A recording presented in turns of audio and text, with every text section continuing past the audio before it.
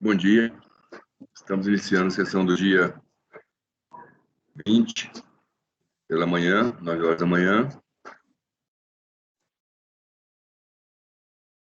Temos presentes os conselheiros Luiz Eduardo, Tatiana, Rodrigo Mineiro, Valcir, Jorge, Érica, Vanessa e Rodrigo Ossas.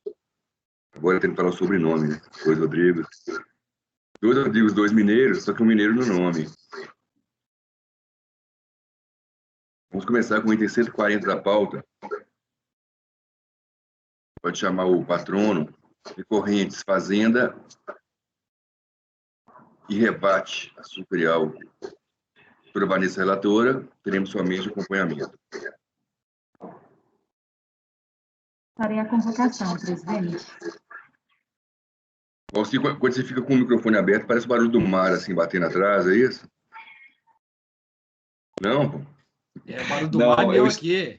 É o meu aqui, presidente. Eu estou a 2 quilômetros da praia, mais ou menos, Rodrigo. 2 quilômetros? Desculpa, presidente, que cortou aqui por causa da internet. 140. Doutora Vanessa, relatora. Isso, Fala. já Fala, estou colocando na pasta. Beleza. Deixa eu só pegar aqui.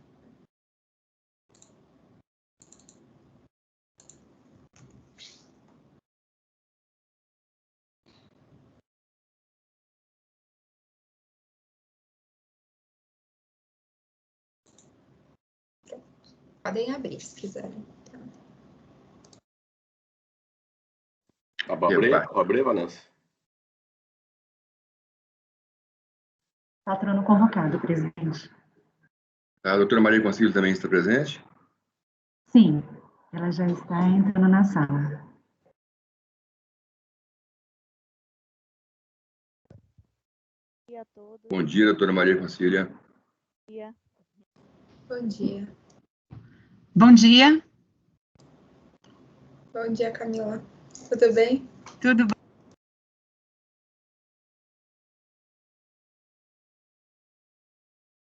Também temos presente na sala a doutora Camila. Bom dia, doutora Camila. Bom dia. Consegue nos ouvir? Sim, perfeitamente. Obrigada. A doutora Camila vai somente acompanhar. A doutora Vanessa, não é isso, doutora Camila? Acompanhamento, né? Que consta aqui da minha planilha. Então, doutora Vanessa, com a palavra, pode fazer o relatório e voto já. Ok. Bom dia a todos, então. Trata-se de recursos especiais de divergência interpostos pela Fazenda Nacional e pelo contribuinte Rebate Açúcar e Álcool, buscando a reforma do Acórdão 3401005313, de 24 de setembro de 2008, que deu parcial provimento ao recurso voluntário exclusivamente para reverter a goza em relação aos equipamentos de proteção individual. Transcrevo a ementa do acórdão. Não resignada com o acórdão na parte que lhe foi desfavorável, a Fazenda Nacional interpôs recurso especial alegando divergência quanto ao conceito de insumos e ao direito das contribuições acumulativas, ao direito de crédito, das contribuições acumulativas para o PIS e a COFINS quanto aos custos de aquisição dos equipamentos de proteção individual, postulando a aplicação do conceito restritivo de insumos da legislação do IPI.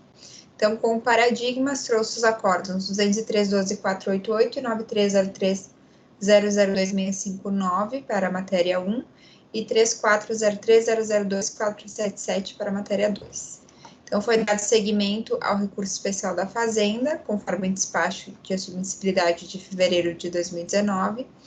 Devidamente intimado, o contribuinte apresentou contrarrazões ao apelo especial da Fazenda, em tempo de não conhecimento e no mérito negativo de provimento.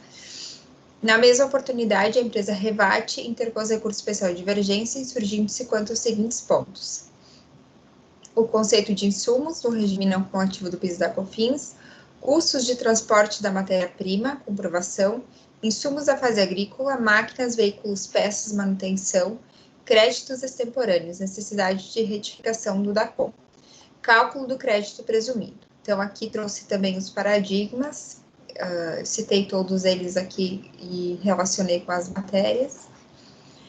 Para o recurso especial de divergência apresentado pelo contribuinte, foi dado seguimento parcial, conforme despacho de 13 de novembro de 2019, considerando-se como comprovada a divergência tão somente quanto à matéria créditos extemporâneos, necessidade de retificação do DACOM. Decidiu que não restou caracterizada, então, a divergência quanto às demais matérias. Contra o entendimento, então, o sujeito passivo interpôs agravo, reafirmando o cumprimento dos pressupostos processuais com relação ao conceito de insumos, aos custos de transporte da matéria-prima e cálculo do crédito presumido, né? O agravo foi rejeitado e mantido o prosseguimento parcial do apelo especial. A Fazenda apresentou contrarrazões, postulando a negativa de provimento ao relatório, presidente. Voto. Então, na admissibilidade, eu estou concordando com o despacho que deu admissibilidade ao recurso da Fazenda Nacional, dando prosseguimento, portanto, e do recurso especial do contribuinte também, dando prosseguimento. No mérito, a controvérsia, então, se dá em torno dos seguintes pontos. No recurso especial da Fazenda, o conceito de insumos e o direito ao crédito das contribuições sobre os custos de aquisição dos equipamentos de proteção individual. E do recurso especial do contribuinte sobre os créditos extemporâneos, necessidade de retificação do DACOM. Eu vou fazer um resumo aqui dessa parte do voto, presidente, que todos já conhecem, né? Com relação ao conceito de insumos, eu adoto o conceito já estabelecido na decisão do STJ, que é de essencialidade e relevância para o processo produtivo. Então, aqui eu faço arrazoado sobre isso.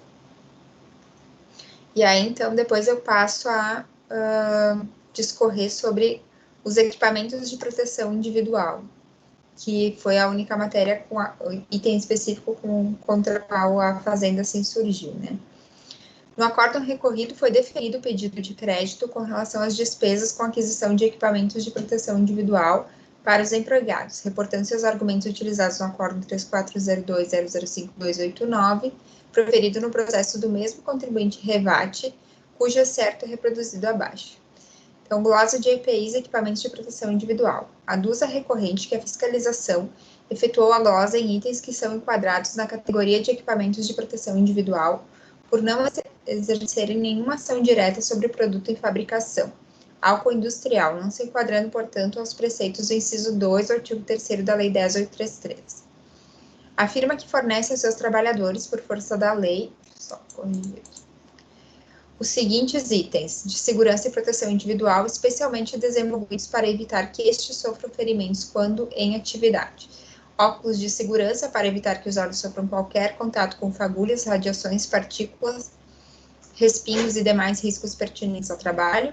Botas para proteger os trabalhadores em relação a elementos abrasivos ou cortantes. E protetores auriculares, proteção dos ruídos acima dos limites aceitáveis, tendo em vista a atividade industrial da cana-de-açúcar.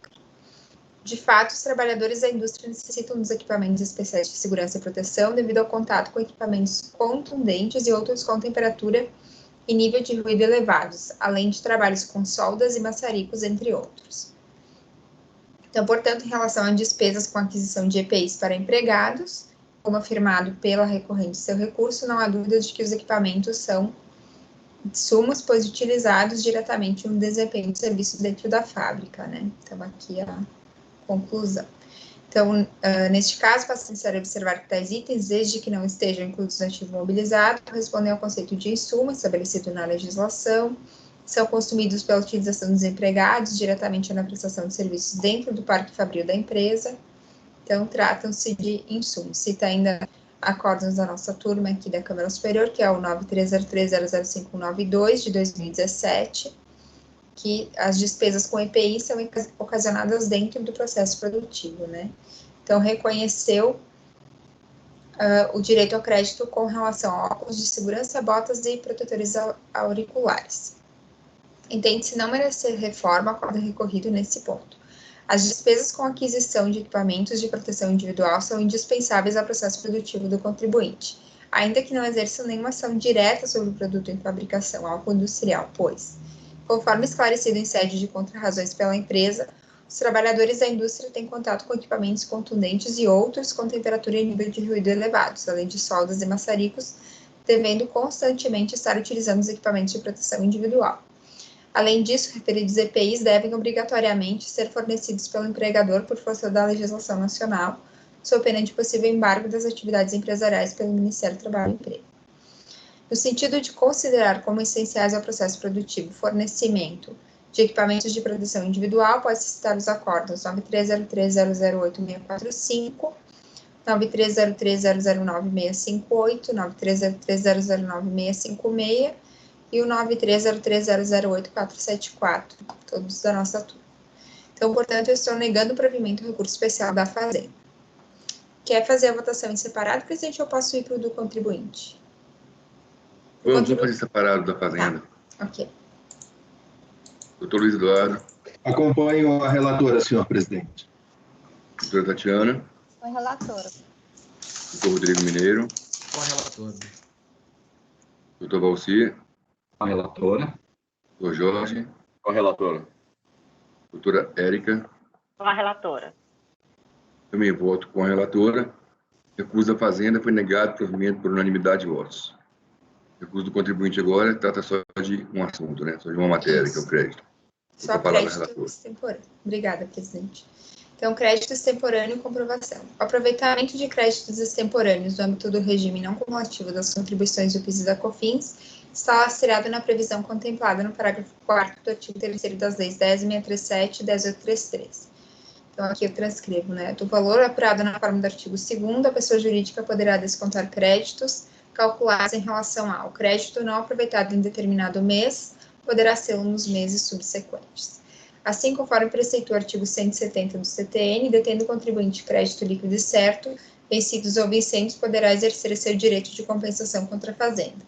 Nesta linha relacional, permite a legislação que os créditos não cumulativos, não aproveitados no mês em que se originaram, possam ser aproveitados nos meses subsequentes, não havendo qualquer vinculação à necessidade de retificação das ACONs e DCTFs.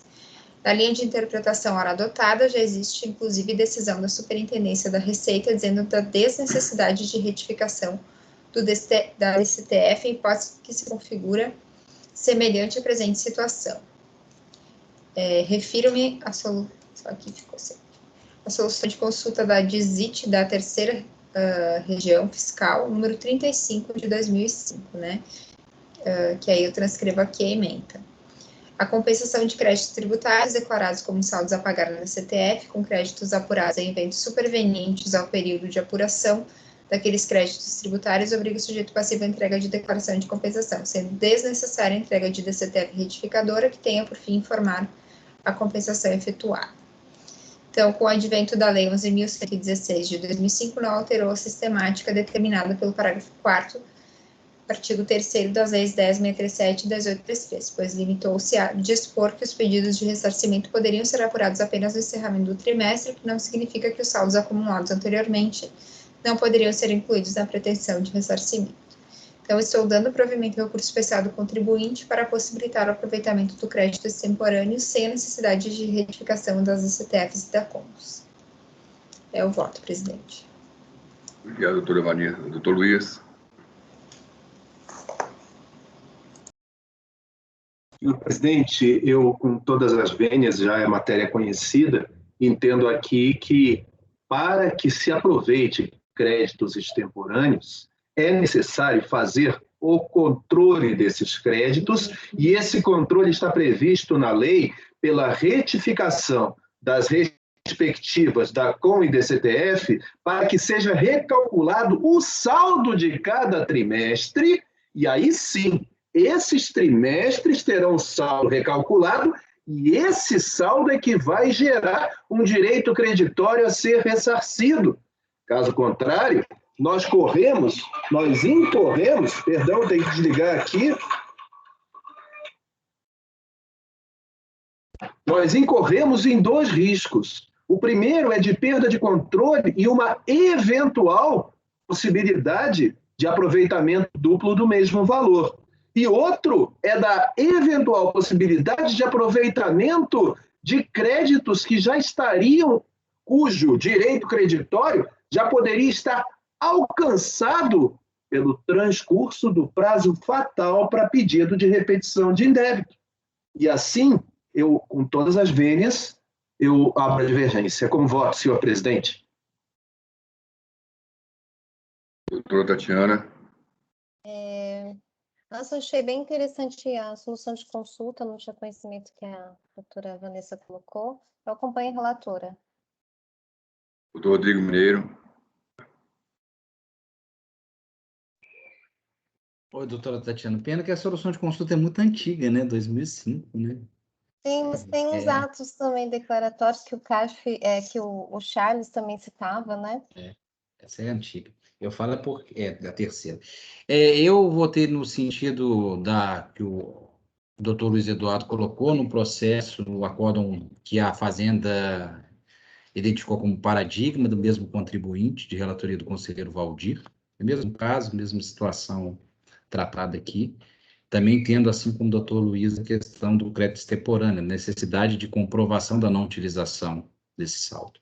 E mediante a retificação, que é a forma regular para se fazer isso, né? Como aqui não foi tratado a situação, uma prova feita de outra forma, então, exclusivamente com relação a esse crédito extemporâneo, da forma que foi tratado aqui, eu acompanho a divergência e nego provimento ao recurso do contribuinte. Doutor Valcir. Com a divergência. Doutor Jorge. Matéria já conhecida por nós, presidente. Eu julguei o processo, o acórdão final 9.639, 11 de novembro de 2019, e também o 9303-007-510, de 10 de outubro de 2018, exatamente nesse sentido. Desculpa, doutor Jorge, o senhor pode repetir? Eu não consegui ouvir o número desses dois acórdãos, eu estou anotando. O primeiro é 9303, o mais recente, 9303-009-739. Convencida a doutora Érica Vanessa e a doutora Tatiana, de 11 de novembro de 2019. E neste voto, que eu citei o número, eu me reporto ao voto que eu fui designado redator para o voto vencedor, no aresto 9303-007-510, 17 de outubro de 2018. Não botei quem era o relator originário. Mas, enfim, presidente, com essas considerações e colocando já minha posição antiga, acompanho a divergência. Doutora Érica. Acompanho a relatora, presidente.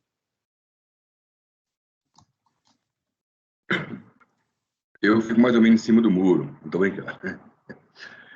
Concordo com o Luiz. Tem que haver a retificação para poder fazer a apuração correta, mas não só isso. Você tem vários dados da Receita, né? O DACOM, o E-Social, tem algumas perguntas e respostas que fala que pode retificar um campo especial lá do E-Social, não me lembro o número agora do campo.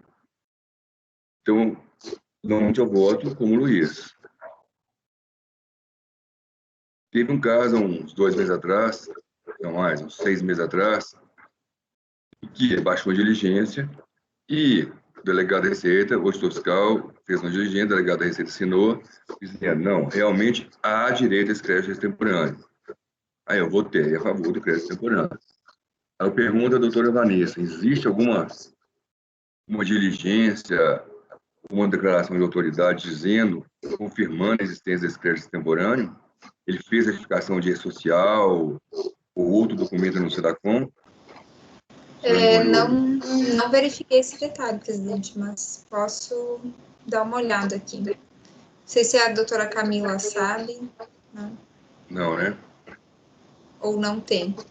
Presidente, eu vou fazer a ressalva aqui no meu voto de que seria possível uma prova que suprisse essa necessidade de controle, desde que inequívoca, e que não teria sido o caso dos autos. Que é uma exceção da exceção. O normal é o controle do jeito que a lei mandou. Se o cara não fez, mas provou de outra maneira, até se aceita. Mas é muito difícil provar de outra maneira, né? Aí tem que ser a própria parte reconhecendo, a própria outra parte interessada reconhecendo que teve controle.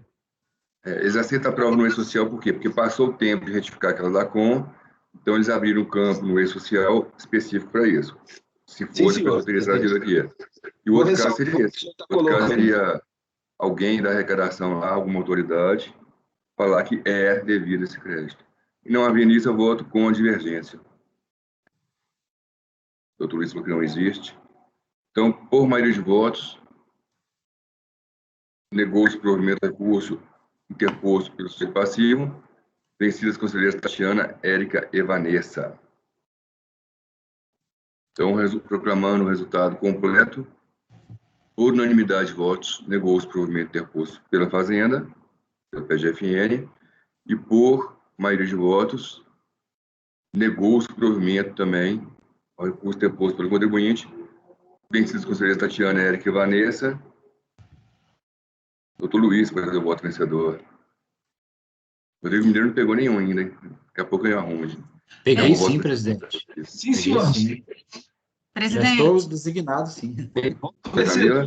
Presidente, o Jorge fez voto vencedor também. Não tem problema, eu já preparei aqui o racional, já rascunhei enquanto estavam conversando. Estou pronto para Doutor fazer. Luiz, voto vencedor. Doutora Camila? Eu só queria um esclarecimento até do Dr. Luiz e do Dr. Rodrigo, agora é muito Rodrigo, Dr. Rodrigo Poço. É o seguinte, pelo que eu entendi, se houvesse alguma comprovação inequívoca, se eventualmente algum despacho, um reconhecimento da autoridade, no sentido de que não houve aproveitamento em duplicidade, que existe de fato esse crédito, não teria qualquer tipo de problema a haver o aproveitamento do crédito extemporâneo, independente Sim. da retificação da DACON da DCTF, não é isso? Meus votos são nesse sentido. Tá ótimo, não era só isso mesmo.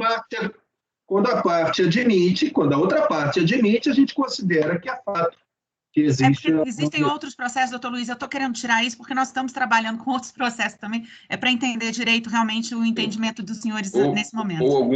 Ou alguém da Receita falando, ou a própria retificação não. Preenchimento de E-Social, tem um campo específico para examinar E-Social, você abrir lá na Receita, no manual de E-Social vai explicar isso aí. Tá ótimo. Muito obrigada, doutores, e bom final de semana aí, porque hoje é o último dia, nem vou desejar um belo dia de trabalho. Obrigado. Tchau, tchau. Realmente, o dia aqui em Brasília está muito bonito hoje.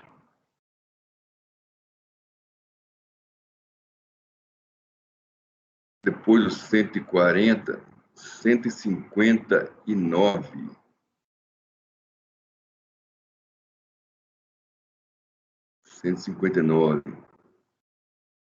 Somente acompanhamento também, porque está em vista, né, doutora Vanessa? Isso, é o retorno de vistas, se não me engano, ficou vista com o doutor Luiz, para análise daquele caso do repetitivo. Isso, pode chamar o patrono. Já vou incluir na pasta. Farei a convocação, presidente.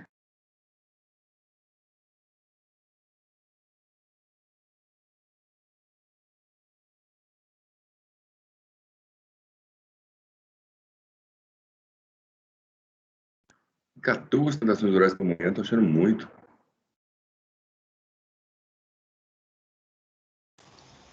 Não é acompanhamento, presidente, só. Tem Isso é porque era tranquilo, hein, presidente? Tem muitos vídeos, muita videoconferência. Muito. Esse agora é acompanhamento, doutor Leandro. Esse eu já relatei, né? Se o doutor Luiz puder ir direto ao voto vista, acho que fica mais fácil. Esse é o ADM, parece. Oi? Esse é o ADM que consta na sua parte? Banco Fibra.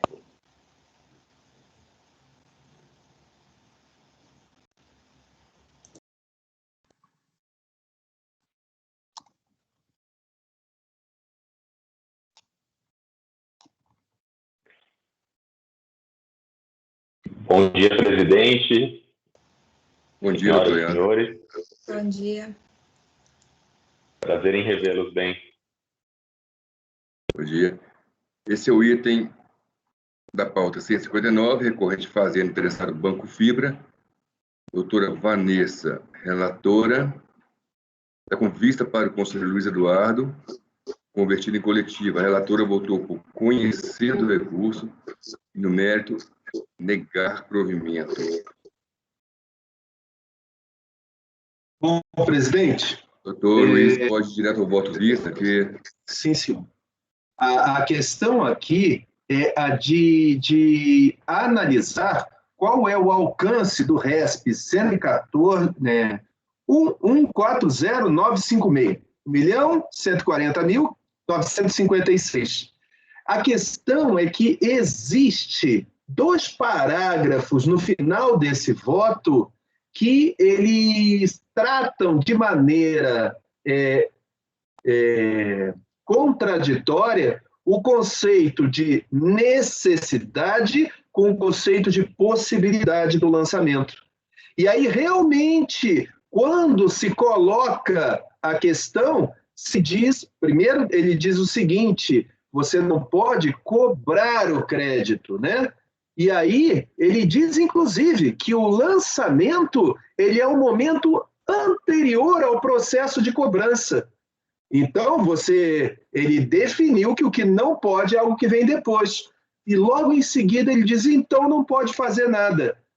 Não houve embargo sobre isso. Então, o que nós precisamos é retirar dali qual foi o comando e o que está em obter dictum. Pois bem, o processo ele não dizia respeito à nulidade de lançamento. Nesse processo, é dito expressamente que a ação de inexistência da relação jurídica está sendo discutida em outro processo. Portanto, aqui está se discutindo a possibilidade de execução antecipada. Então, nesse sentido, eu fiquei muito preocupado em descumprir alguma coisa que seja vinculante e pedir vista para fazer essa análise. E verifiquei que na primeira sessão o entendimento é esse, voto da doutora Edeli. Na segunda sessão, o entendimento também é esse, voto da doutora Maria Helena. E na terceira sessão, o entendimento era esse. Anteriormente, o voto era meu. Então, eu peço vênia, eu vou manter o meu voto e vou manter o meu entendimento. Eu peço vênia e entendo que, apesar de dispciendo, não há nulidade no lançamento. É como eu voto, presidente. Gostei muito de poder fazer essa análise que me permitiu aprofundar a questão, mas isso é entendimento das 3 turmas da Câmara Superior. Obrigado.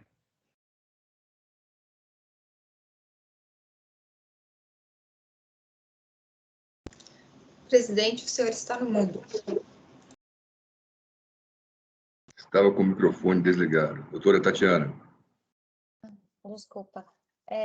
Realmente é um tema, é simples, mas é instigante, né? Porque realmente o RESP foi dado em sede de recurso repetitivo. E eu até fiz uma pesquisa aqui, assim, as turmas ordinárias, muitas turmas ordinárias estão aplicando o RESP por unanimidade, né? Porque para eles estaria, assim, vamos dizer, mais claro por conta da ementa, né? Porque a ementa realmente ela traz que ante a ocorrência do depósito montante integral do débito exequendo no bojo da ação exacional, proposta em momento anterior ao juizamento da execução, a extinção do executivo fiscal à medida que se impõe por conta suspensa de do referido crédito, então, portanto, não haveria que se falar em lançamento, né? Mas, realmente, o doutor Luiz apontou bem a questão da íntegra, né? A íntegra, ela pode até refletir outro entendimento, mas eu continuo com o meu entendimento mesmo, então eu acompanho a relatora. Doutor Rodrigo Mineiro. Inclusive, eu tinha acompanhado com o ex-conselheiro Diego na na turma baixa lá, nesse caso, mas a análise não foi feita conforme o doutor Luiz trouxe aqui. Então, acompanho integralmente, parabenizo a análise feita pelo doutor Luiz, que dá maior segurança nessa votação. Acompanho a divergência. Doutor Valcir. Realmente, a análise feita do doutor Luiz Eduardo é a análise que eu entendo adequada com a devida vênia, doutor Leandro, porque a questão da ementa ela é insuficiente para correto entendimento da questão. Por mais que a gente pense de primeira vista na ementa, mas há que se entender o todo. Nesse sentido, então, voto com a divergência. Doutor Jorge. Voto com a divergência, presidente. Até já tive a oportunidade de votar nesta Câmara e fazendo esse entendimento também, afastando esse repetitivo, que é o caso de execução fiscal. Então, acompanho a divergência, presidente. Doutor Lázaro, o senhor tem o número desse acórdão? Eu acho que eu lhe mandei por e-mail, doutor Luiz, na sessão passada, mas eu posso recuperar ele e envio de novo. Eu tenho. Doutora Érica. Apesar das ponderações feitas do doutor Luiz, eu tenho acordos também no sentido da relatora, né, doutora Vanessa, então acompanha a relatora. Desde que eu entrei no CAF em 2009, com 12 anos, esse assunto sempre vem na Câmara Superior. O doutor Luiz sabe, o doutor Luiz 2011 também. E vem na primeira, e na segunda, e na terceira sessão. Eu não consigo compreender, eu não sou advogado militante, né? A gente que está pela fazenda aqui, a gente não é advogado militante. Não consigo entender o porquê dessa ênfase de alguns recursos que chegam, ou mesmo da fazenda, que no caso aqui o recurso da fazenda, mas eu entendo o que prejuízo o contribuinte pode ter com isso. Se você tem um crédito confessado, ele só tem um destino, dívida ativa. Não tem outro destino. Se você tem um crédito confessado, realmente não precisa lançar. O lançamento é deficiente. Agora, se você tem um crédito confessado, porventura, hoje não acontece mais isso, mas esses processos são antigos, há um lançamento, sabe, duas frentes de discussão ao contribuinte. Ele pode, inclusive, discutir o lançamento que ele confessou. Ele tem a via administrativa, que é uma via de graça, para discutir isso ainda. Então, realmente eu não entendo todo esse esforço dos escritórios, dos advogados, da fazenda em reverter. Um processo que, para mim, qualquer resultado aqui é o mesmo resultado. A não ser um dia pode ser que eu entenda qual a diferença que tem aqui de prover ou não prover o recurso. As primeiras ponderações do Dr. Luiz, acompanho também a divergência.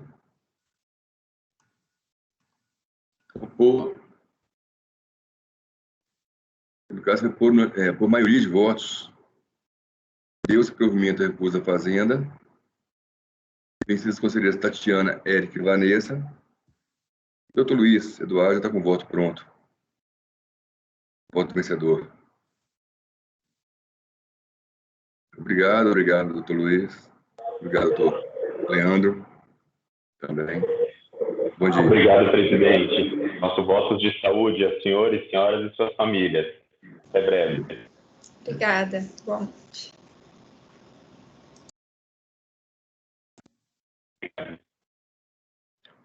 Pode chamar o próximo, que é o 165, de minha relatoria. Depois eu prometo que um dia eu vou entender ainda. Por que tentar atrás esse lançamento de todas as formas? Presidente, eu acho que é uma questão até de contingenciamento que as empresas fazem sobre dívida ativa, enfim. Eu acho que isso tem algum reflexo nesse ponto, por isso que é importante. Mas o contingenciamento lá é garantido. Aqui ele pode até... É difícil, pode até se livrar desse pagamento aqui na via administrativa. Mas acho que tem essas implicações, né? Enquanto os processos tramitam, tem que fazer esse contingenciamento, então. Esse voto não está na pasta, presidente. Eu vou colocar... Mas esse voto não tramita na... Doutora Vanessa, ele não tramita na... Cadê meu... Execução fiscal tramita na Justiça Federal. Aí tem que oferecer garantia, tem que, entendeu, dispor de patrimônio para discussão dessa dívida. Então, isso lá. Isso. Já tem isso lá. Não tem que garantir. Eu não vi a diferença aqui. O resultado garantir, já tem depósito. Esse é o meu problema. Não tem mais que garantir e não tem mais que provisionar, porque já houve desembolso de caixa. Ou seja, as demonstrações contábeis, a doutora Tatiana tem como confirmar, já saiu o dinheiro do caixa. Portanto, o que você não tem mais no passivo alguma coisa. Você tem um passivo e tem um ativo, que é o direito de recuperar, eles se complementam. Ou seja, os índices contábeis de análise de balanço são os mesmos. Eu concordo com a senhora que é importantíssimo retirar o provisionamento de tributos do passivo para poder ter uma melhor rating, melhor no mercado, né? Concordo. Exatamente. No depósito eu não consigo entender. Mas o problema é o custo dos advogados, né? De você pegar e justificar, olha, né? Já foi feito o depósito. Acho que é só essa questão, sabe, doutor Luiz? É contábil, eu acho que assim, o senhor está correto, assim, né? Toda razão. Desculpa. Doutor Leandro, bom dia. Presidente, bom dia. Satisfação estar aqui na presença dos senhores e das senhoras. Bom dia. Muita saudade. É o segundo Leandro seguido que vem tentar aqui. Primeiro foi Leandro Cabral, né? Exatamente. Esse é o item 165 da pauta. Deixa eu conferir se ele mesmo.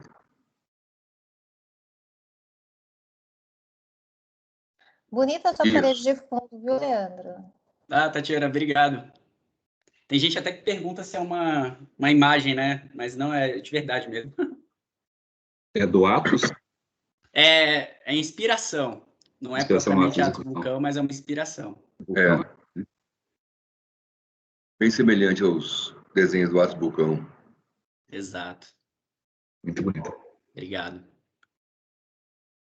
Esse processo 165 é recorrente, Caixa, Segurador e Fazenda. De minha relatoria, foi retirado de pauta em abril, pauta de tempo. Relatório. Trato o presente processo de exigência de PIS e COFINS, tendo a segunda turma ordinária da 4ª Câmara, 3ª Sessão, através do acórdão 3402001, de 25 de 1 de 2012, negado provimento de recurso voluntário, integrado pelo acórdão 340201763, da mesma turma. Então, temos aí transcrita a ementa, cientificada a PGFN oposta embargos de declaração, rejeitados. Em seguida, interpôs recurso especial, no qual alega divergência jurisprudencial quanto à aplicação do Instituto da Denúncia Espontânea e quanto à aplicação da denúncia espontânea apenas à multa de ofício. Para comprovar a divergência, indicou os paradigmas número 1801001, 882 e 9202, 002-640. Os partes de admissibilidade, folhas 3031, deu seguimento ao recurso especial interposto. Intimados do acórdão do despacho de admissibilidade, o contribuinte apresentou embargos de declaração, os quais foram admitidos como inominados pelo despacho 31 e seguintes, e contra razões ao recurso especial fazendário, nas quais alegou incompetência do servidor que assinou o despacho, ausência de demonstração de interpretação com dispositivos legais específicos e de forma analítica com os trechos dos arestos confrontados. A inaplicabilidade do paradigma 1801, 001-882, e impossibilidade de impugnar o acórdão 9202-002 por ausência de publicação do sítio do CARP e inobservância do parecer PGFN 2113/2011 e do ato declaratório também número 4 de 2011 e do acerto do acórdão recorrido ao reconhecer a denúncia espontânea. Cientificado do despacho de admissibilidade e dos embargos, como nominados, o contribuinte, por precaução processual, interpôs recurso especial, alegando divergência quanto ao pagamento ser considerado tipo de constituição de extinção de crédito tributário, quanto à afronta aos princípios da verdade material e do informalismo, bem quanto à nulidade de autuação por vício no MPF, mandado de procedimento fiscal. O recurso especial do contribuinte foi admitido parcialmente, apenas como na matéria, aspas, pagamento como constituição e extinção do crédito tributário, fecha aspas, tendo sido objeto de agravo. Antes da análise do referido agravo, o espaço saneador de folhas 3, 3, 4 e 5 seguintes propôs o encaminhamento dos autos para apreciação dos embargos do contribuinte, recebidos como inominados, o que resultou dos embargos, de acordo de embargos, 3402.006.829, o qual corrigiu o erro material objeto dos referidos embargos. Cientificados os embargos, a PGFN não se manifestou. Por sua vez, o contribuinte apresentou novamente recurso especial, alegando as mesmas divergências, o qual, dessa vez, foi admitido integralmente pelo despacho, a folha 3498, e considerando o acordo de embargos 3402.006.829, por integrar o acordo embargado, possibilitaria nova possibilidade de interposição de recurso especial, o que tornou sem efeito o recurso anteriormente interposto.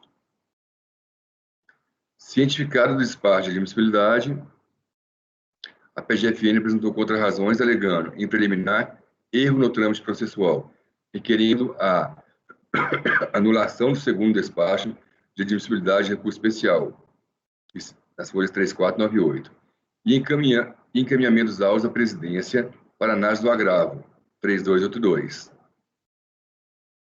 3290, as páginas. Subsidiariamente, alegou que as matérias, aspas, afrontam os princípios da verdade material e do formalismos, fecha aspas, e aspas, nulidade das autuações por vício do mandato de procedimento fiscal não deveriam ter seguimento por ausência de demonstração do exercício jurisprudencial, além de pugnar pelo desprovimento do recurso, no mérito. O doutor Leandro tem 15 minutos. Presidente, bom dia a todos. Presidente, obrigado pelo relatório. Eu vou ser bem objetivo, na verdade, mas é importante contar desde o começo dessa fiscalização, né, que gerou esse auto de infração, esse processo administrativo de exigência de crédito tributário. O que aconteceu aqui? Foi aberto um MPF para fins de verificar especificamente o período de 2003, recolhimentos de tributos teriam sido feitos ou não, declarados em DCTF ou não, e aí constatou-se, o que foi constatado? Isso é muito importante. Foi constatado que o contribuinte fez os recolhimentos de PIS/COFINS, só que não os declarou em DCTF. O que a fiscalização procedeu? Procedeu ao lançamento de auto de infração, exigindo o valor que foi reconhecidamente recolhido aos cofres da União. Teve pagamento e mesmo assim se fez a lavratura do auto de infração para exigência de crédito tributário que reconhecidamente foi objeto de pagamento. E aqui é um ponto importante. Os períodos em análise são 2003 e 2005, a 2005. E a fiscalização é de 2007, e os recolhimentos há desse tempo, isso é incontroverso, tá? O contribuinte fez ainda em 2003 e ainda em 2005, ou seja, muito antes de qualquer procedimento de fiscalização. Então, qual é a situação? O fiscal, por enxergar que não existiria, que existiria o ato vinculado de fazer o lançamento exige crédito tributário reconhecidamente extinto por pagamento e ainda com multa de 75% sobre o valor do tributo exigido. O processo é apresentado à impugnação. Na delegacia de julgamento, tenta-se, né, na verdade, salvar, entre aspas, acho que esse termo não é muito feliz, mas ajeita-se o que foi procedido no sentido de, olha, eu vou reconhecer os seus pagamentos e vou fazer a alocação. Contudo, permanece o lançamento exigível no sentido de que, como é um ato vinculado da administração pública, calma que chegou uma mensagem aqui da espera lá, me tirou meu raciocínio. Como se trata de um ato vinculado da administração pública, mantém o lançamento. Então, qual foi o ponto? No frigir dos ovos, cancelou-se qualquer exigência de crédito tributário, mas manteve-se o lançamento, falando que ele era rígido. Também, na própria delegacia, já se afastou a multa de ofício de 75%, falando de denúncia espontânea. O contribuinte sequer trouxe esse argumento na sua impugnação. O que a gente trouxe no curso do processo, quer dizer, no início do processo? Claro que teve uma evolução. A gente trouxe falando, olha, é incontroverso o pagamento. A fiscalização reconheceu, o contribuinte reconheceu, realmente não teve declaração em DCTF, mas teve o pagamento. No máximo, o que pode acontecer para mim, contribuinte, é a aplicação de multa prevista na IN, que é a número da época, né? É do artigo 7º da 255 de 2002 e também do artigo 7º e 8º da 482, que é uma multa... Espera que tem alguém tentando entrar, né? Que é uma multa muito menos gravosa do que uma multa de 75% sobre um tributo que foi reconhecido como pago. Então, lá na DRJ já se deu provimento, em parte, ao recurso voluntário para manter o lançamento, porém, imputar os pagamentos que foram realizados para extinguir o crédito tributário e também se cancelou a multa de ofício falando de denúncia espontânea, 138 do CTN. Apresentado o recurso voluntário, o contribuinte continuou buscando, na nossa visão, de forma adequada, processualmente correta. O doutor Rodrigo Pouso até falou que a gente recorreu à Câmara Superior também por cautela processual, falando, olha, aqui é uma situação de impossibilidade de lançamento, por extinção do crédito tributário. Não poderia me lançar crédito tributário, exigir um tributo PIS/COFINS que foi reconhecidamente constituído e extinto por pagamento. Pois bem, julgado o recurso voluntário, num primeiro momento, falou, não, atividade vinculada, lançamento deve ser mantido, já foi resolvido o seu problema, o crédito tributário de principal foi excluído, precisou se embargar para negar provimento ao recurso de ofício. Então, continuou a tese da denúncia espontânea. Então, no final, todo o crédito tributário cancelado. Primeiro, a Fazenda recorre à Câmara Superior, falando de não aplicação da denúncia espontânea. Para isso, a Procuradoria trouxe 2 acórdãos.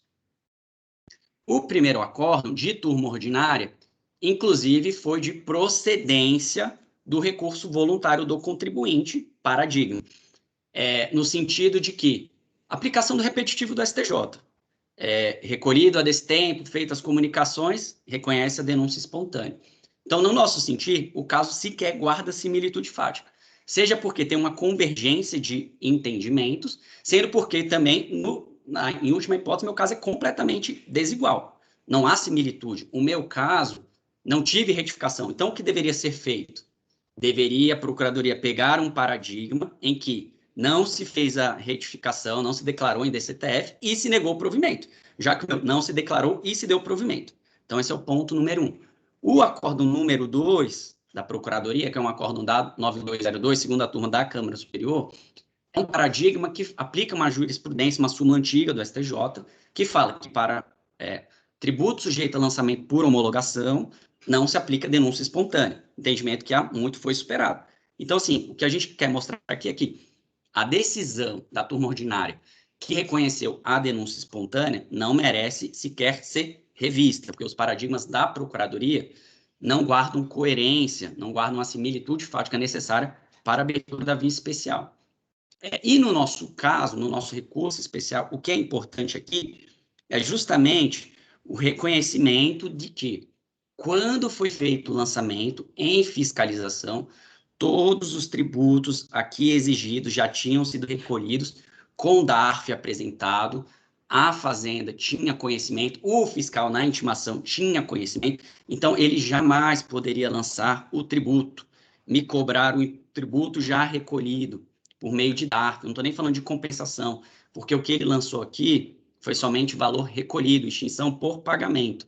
Então ele não poderia me lançar, e essa multa de 75%, ela é incabível, ela é deveras gravosa, numa hipótese que sequer eu tenho crédito tributário exigível.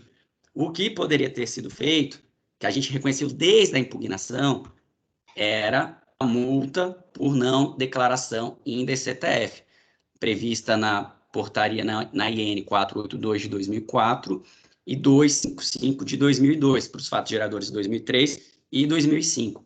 Então, presidente, o que é importante aqui é essa contextualização dos fatos. Por qualquer linha que se enxergue, seja no recurso do contribuinte e também do recurso da Fazenda, não há crédito tributário a ser exigível, não se pode manter essa multa de 75%, que é o que a Procuradoria pretende seja mantida, se não se reconhecer a denúncia espontânea, porque o contexto do processo é pagamento a destempo que foi realizado com todos os encargos legais, todos absolutamente, foi recolhimento por DARF, tudo bem que não foi feita a retificação da DCTF, mas eu jamais poderia ser cobrado do tributo. A solução que foi feita na DRJ resolve, já que ela fez a alocação, mas não mantém rígido o lançamento.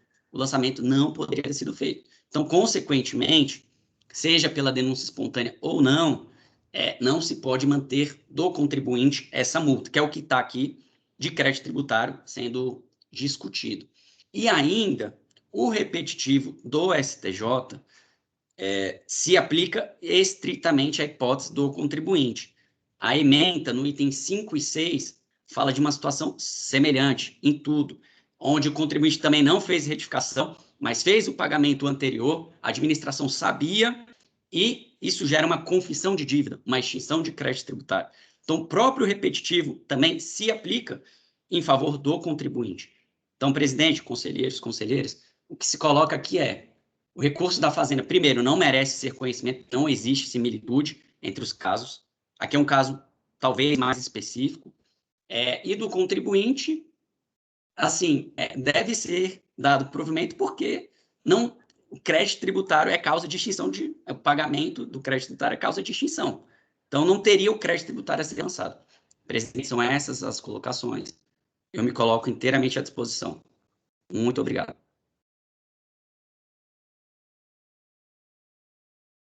Obrigado, doutor Leandro. Esse processo é um pouco complicado. Bem complicado. Pelo seu parte voto. Processual, principalmente a parte processual.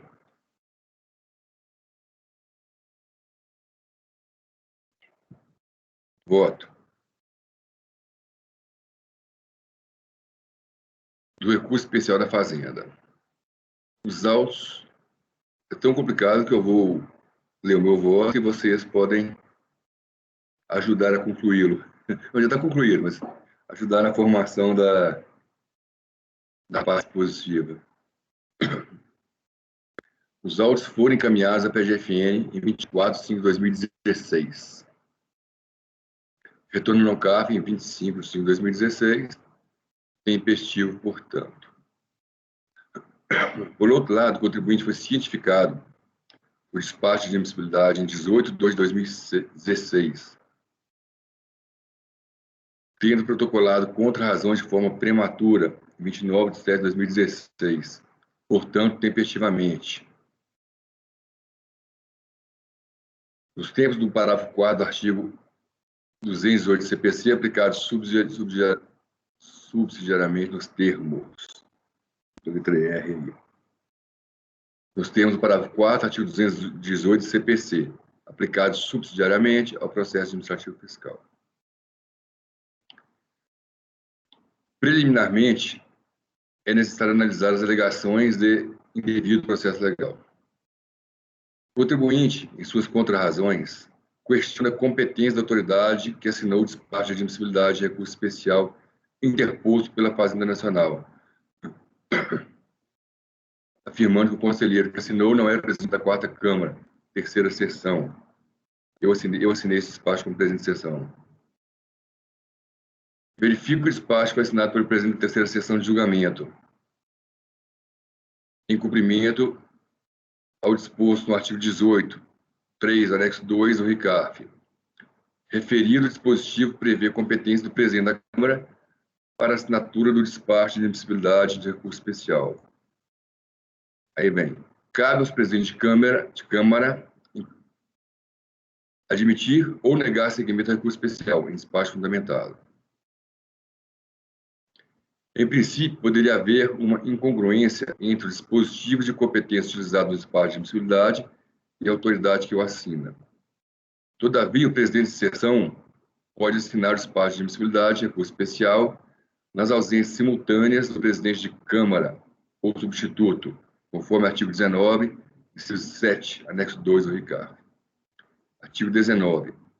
Aos presidentes de sessão incumbe, ainda, praticar atos inerentes à presença da Câmara, vinculada à sessão, nas ausências simultâneas do presidente da Câmara e seu substituto.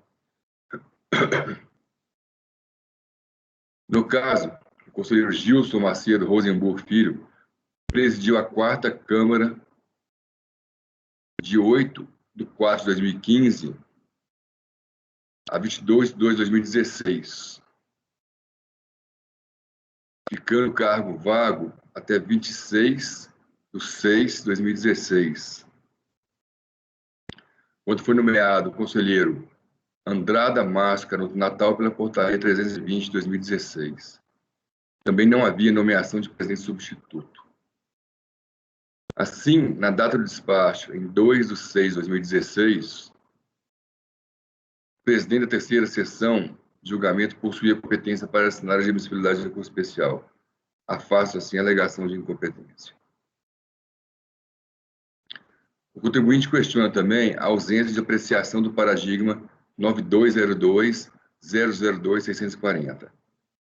Verifico o recurso da Fazenda Nacional abordou, efetivamente, 2 divergências jurisprudenciais. A primeira quanto à configuração da denúncia espontânea, e a segunda, uma vez reconhecida a denúncia espontânea, se ela se aplicaria a multa de ofício ou apenas a multa de mora. Os extensos abaixo do recurso especial esclarecem. Divergência jurisprudencial.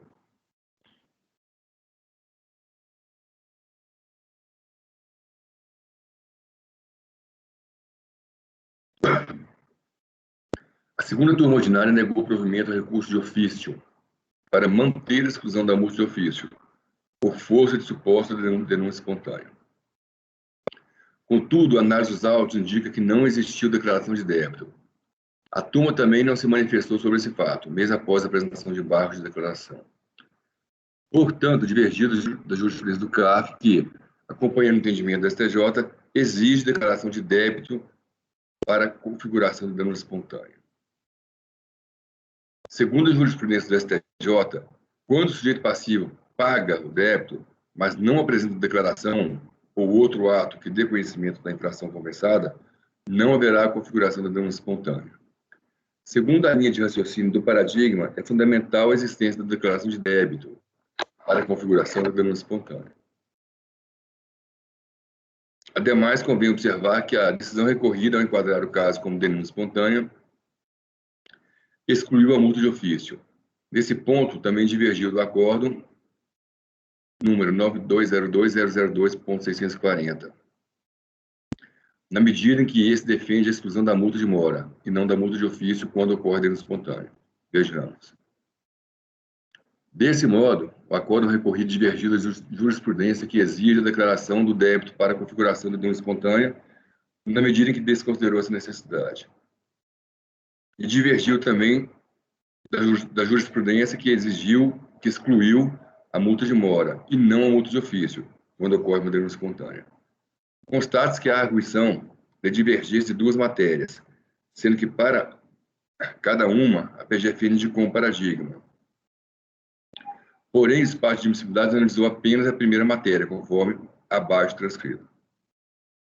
Enquanto a decisão recorrida julgou desnecessária a declaração prévia dos débitos pagos a destempo para a configuração da espontaneidade, o Acórdão 1801-001-982, seguindo a jurisprudência do STF, considerou que o instituto consagrado do artigo 138 reclama prévia confissão de débitos.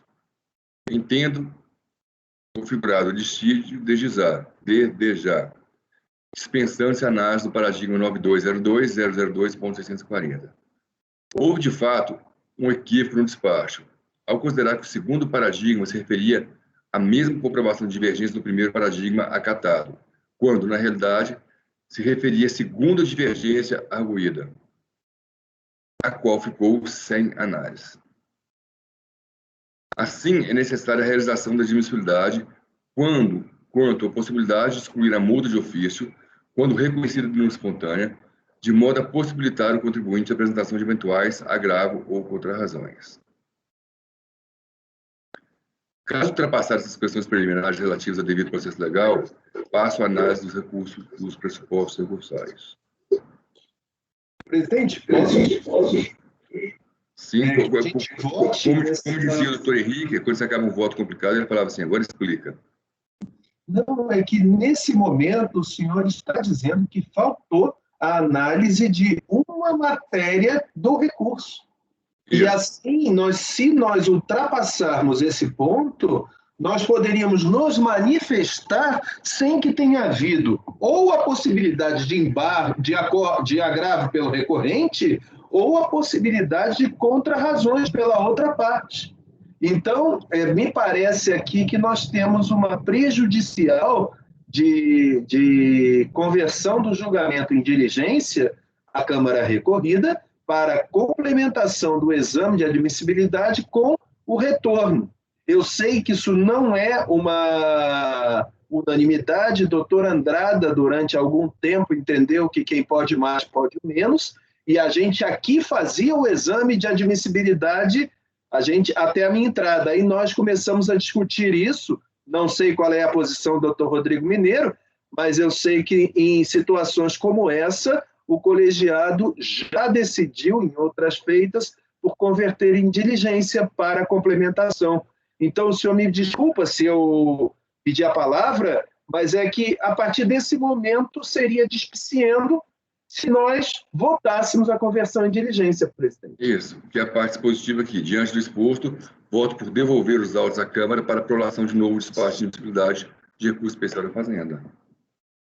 Aí está em vermelho também, ou para apreciação do paradigma 9202.002.640, quanto à matéria, aspas, exclusão da multa de ofício quando reconhecida dano espontânea. E para apreciação do agravo interposto em face de despacho de admissibilidade do recurso especial de folhas 3270/3277. Se vendo na parte positiva aí tem essa parte preta e a parte que eu proponho, mas não seria diferente dessa parte vermelha também. Perfeito. É porque o senhor tinha preparado um voto completíssimo, mas me parece que daqui em diante não seria necessário se a gente votar isso em separado. É a minha opinião. Exatamente. A partir daí que eu ia perguntar, ia consultar os conselheiros acerca dessa parte do voto aqui. Voto por devolver à Câmara para a aprovação de novo espaço de admissibilidade. Eu acompanho, presidente. Doutor Mineiro pediu para falar, né? O presidente, eu falo no voto, não tem problema, não. Então, vou interromper o voto aqui, nessa parte, e vou passar para a parte expositiva aqui já, que é essa. Diante do exposto, voto por devolver os autos à Câmara para prolação de novo espaço de admissibilidade de recurso da Fazenda e apreciação do agravo interposto também. Porque teve despacho, teve agravo, mas faltou um pedaço. Então, eu mando para o agravo também. E para apreciação do agravo interposto em face do despacho de admissibilidade de recurso especial. Posso dar uma sugestão para saneamento do processo de análise de admissibilidade dos recursos, conforme... E aí as duas coisas serão vistas. Diante do exposto, voto para... Deixa eu até anotar aqui. Para devolver os autos à Câmara para saneamento dos despachos... para saneamento dos despachos de admissibilidade, né? Da análise de admissibilidade dos recursos. Pronto. Para saneamento...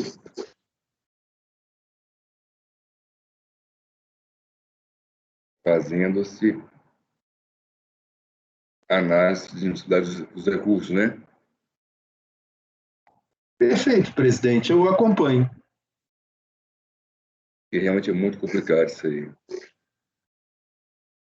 Tem que arredondar a bola para a gente poder julgar. Os recursos têm que estar claramente colocados, né? Senão acaba dando embargo, a gente acaba tendo outros problemas. Vai ficar diante exposto, voto por devolver os autos à Câmara para saneamento, fazendo-se análise da admissibilidade dos recursos. Acompanhe, presidente. Doutora Tatiana. Acompanho, presidente. Nosso entendimento. Doutor Rodrigo Mineiro. Eu acompanho também. Entendo, doutor Luiz. A princípio, podia pensar como o doutor Andrada, né? Mas para evitar qualquer cerceamento de defesa, isso a gente tem que respeitar sempre, né? A possibilidade de agravo e tudo mais. Então, acho que a melhor solução é essa mesmo. Acompanho. Doutor Valcir. Acompanho o relator. Doutor Jorge. O relator. Doutora Érica. O relator, presidente. Doutora Vanessa. Também acompanho o relator, presidente. Já era a minha posição. Então, diante exposto, unanimidade de votos. Como é que ficaria aqui? Unanimidade de votos. Decidiu-se que os autos devem retornar à Câmara. Presidente, até queria colocar aqui, como a gente está fazendo o resultado, uma dúvida. Em outros casos, nós adotamos o formato de resolução para fazer essa devolução para saneamento da admissibilidade. Eu não sei se aqui seria o caso de fazer voto ou uma resolução. Acordo, resolução. Também essa é a segunda parte que eu ia consultar os senhores. Se é melhor fazer resolução ou acórdão. Presidente, já que não houve decisão de mérito, e na pauta resolução, eu anotei resolve. Sempre que a gente converte em diligência, resolução, eu sempre entendo resolução como bumerangue, que vai e volta. E acórdão é tiro, que vai embora. É porque a gente não decidiu nada aqui. Perfeito. Então, por unanimidade de votos, resolvem os conselheiros devolver os autos à Câmara para saneamento, fazendo-se análise ou procedendo-se análise de admissibilidade dos recursos especiais interpostos.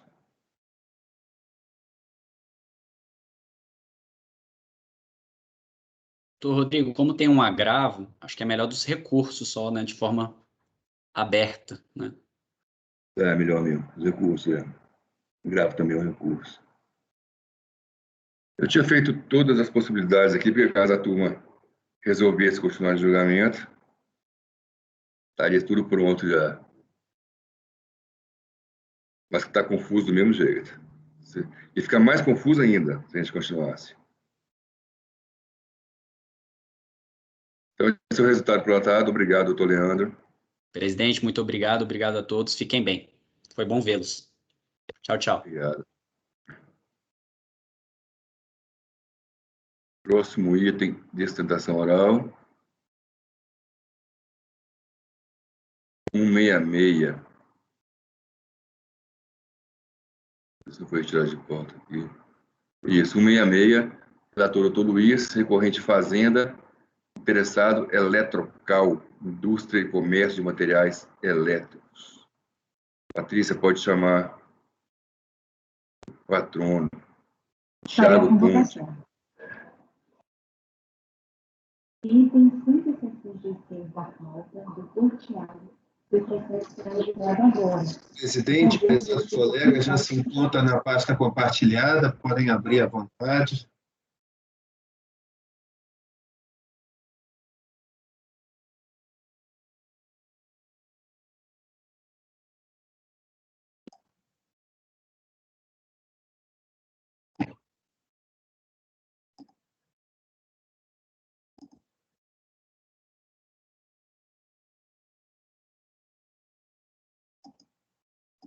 Também não é muito simples isso, não. Vamos em frente.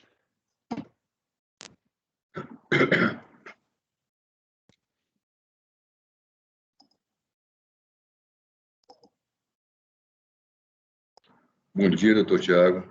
Bom dia, presidente. Bom dia, conselheiros. Bom dia. Consegue nos ouvir? Sim, presidente.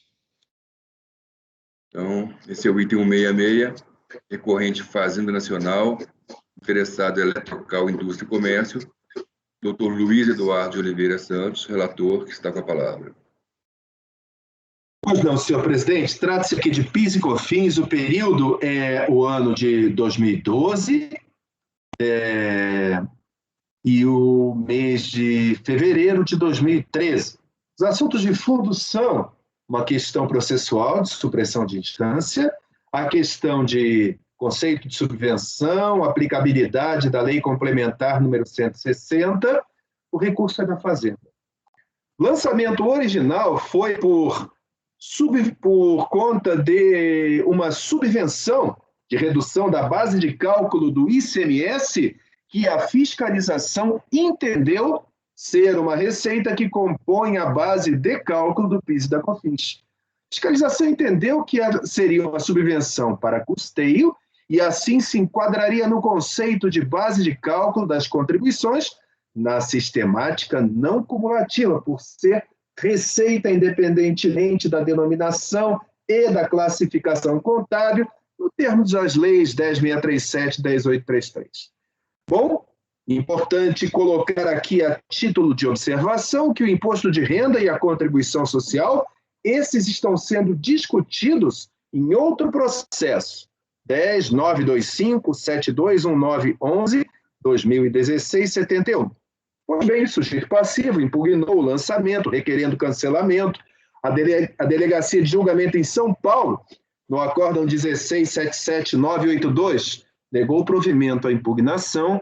Então, foi interposto o recurso voluntário, reiterando as alegações da impugnação e alegando que a natureza da subvenção seria de subvenção para investimento.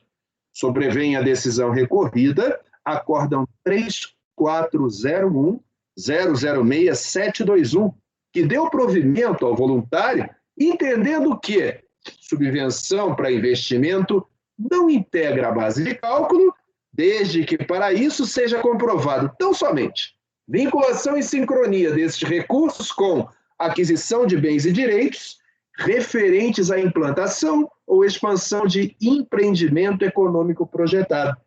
Fazenda Nacional, inconformada, interpôs recurso especial para discutir a matéria supressão de instância de julgamento por inovação legislativa. Trouxe como paradigma o acórdão 12.01.002.698 e alega no seu recurso que, para se evitar supressão de instância, é necessário o retorno do processo para novo julgamento em primeira instância para decidir sobre a superveniente Lei Complementar número 160 de 2017, quanto à caracterização de incentivos fiscais estaduais como subvenção para investimento. O sujeito passivo, em sede de contrarrazões, alega preliminarmente a necessidade de não conhecimento desse recurso por ausência de similitude fática entre a situação enfrentada no recorrido e a situação do paradigma. No mérito, pede negativa de provimento para manutenção da decisão recorrida. Esse é o relatório, senhor presidente. Doutor Thiago, tem 15 minutos. Obrigado, presidente. Lúcio relator, demais conselheiros dessa turma, bom dia. Bem, aqui nós temos uma situação, o doutor Luiz Eduardo já trouxe muito bem o relatório, então eu já vou direto ao ponto, que é o primeiro ponto que que merece a nossa atenção na visão da defesa, é a questão do não conhecimento do recurso, tendo em vista a ausência de similitude fática entre o acórdão recorrido e o seu paradigma. Isso por quê, senhores conselheiros? A tese recursal da União Federal sustenta que o fundamento atinente à aplicabilidade da Lei Complementar 160 ao caso concreto deveria ter sido examinado pela primeira instância, de modo que não poderia ao CARF ter dado provimento ao recurso voluntário e, se não, determinar o retorno dos autos à DRJ sob pena de supressão de instância.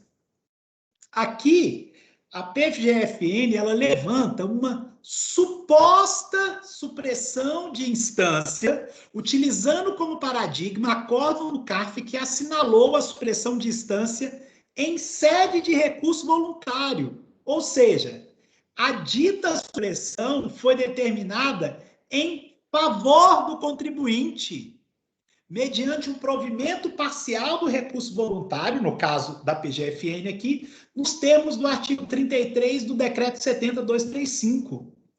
Portanto, a ausência de similitude fática aqui entre os acórdãos paradigmas e o recorrido é ululante e se dá pelo fato de que, no primeiro, a supressão de instância decorreu especificamente do não conhecimento da impugnação pela DRJ, aliado ao fato de que a empresa recorrente, de fato, tinha direito ao exame da matéria relativa à cobrança de multa de ofício em lançamento preventivo de decadência. Assim, não restam dúvidas acerca da ausência de similitude fática entre os acórdãos paradigma e o recorrido. Segundo ponto, cumpre destacar que, né, no seu especial, a União defende, para fins do atendimento do 67 do RICARF, que houve interpretação divergente dada pelo acórdão paradigma em relação ao acórdão recorrido quanto à aplicação do artigo 25, primeiro, do Decreto 70.235. Em primeiro lugar, a divergência que causa absoluta perplexidade, na medida que o artigo 25 do 70.235 nada diz respeito acerca de supressão de instância ou mesmo nulidade em processo administrativo, senhores conselheiros. Trata-se apenas de dispositivo que determina a competência da DRJ para julgar processos administrativos, nada mais. Mas, prosseguindo nas premissas fiscais, o que se verifica é que, em absolutamente nenhum momento, o acórdão paradigma e o recorrido sequer citam o artigo 25 do Decreto 70.235.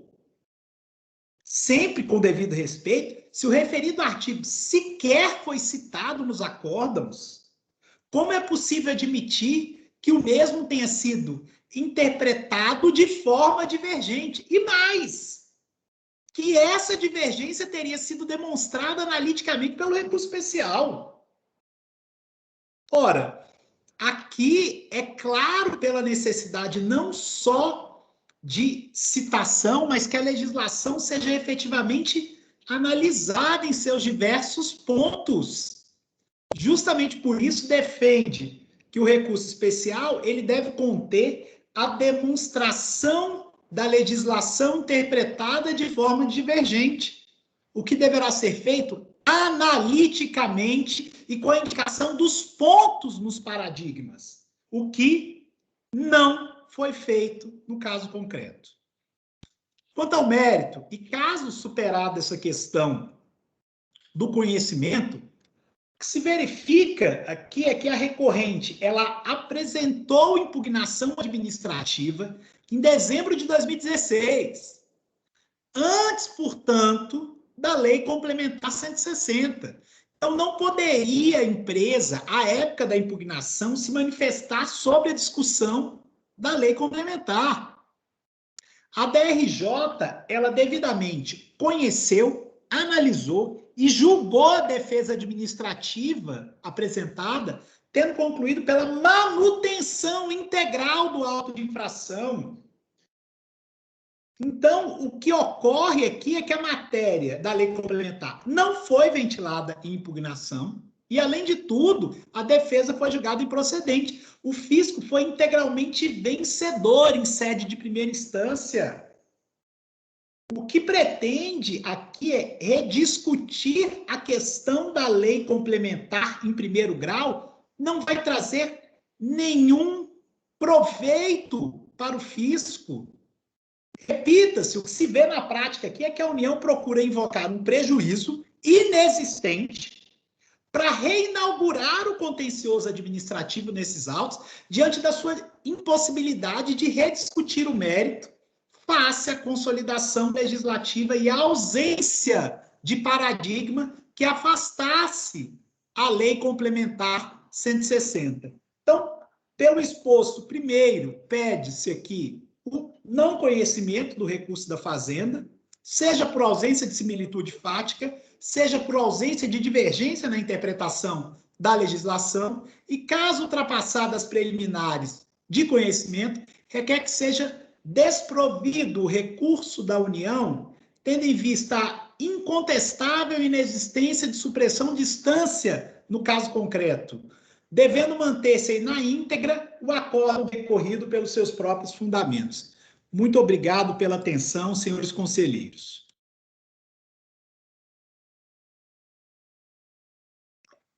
Palavra, relator. Obrigado.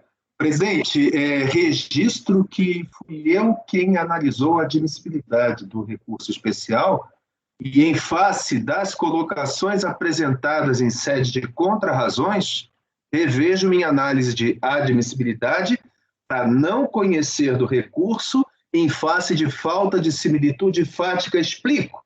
No recorrido, nós tivemos o mérito julgado em primeira e em segunda instâncias. Nesse julgamento, foi reconhecido a subvenção como de investimento e foi aplicada a Lei Complementar número 160, inclusive a processos não definitivamente julgados conforme determinado pelo artigo 9º.